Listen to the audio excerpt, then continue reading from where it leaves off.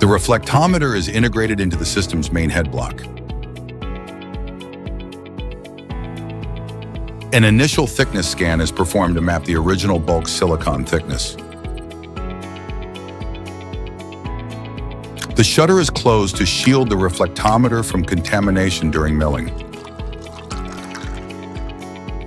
Coolant liquid is added to the processing bath. Initial milling process has begun.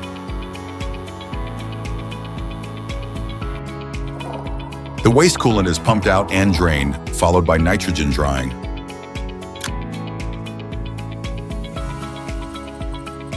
Another silicon thickness measurement and mapping is performed. The mapping has identified silicon non-uniformity, which will be factored into the calculation of the next milling path.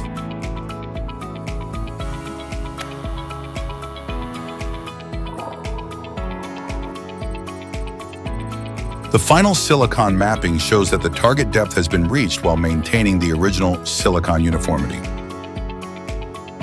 Thank you for watching.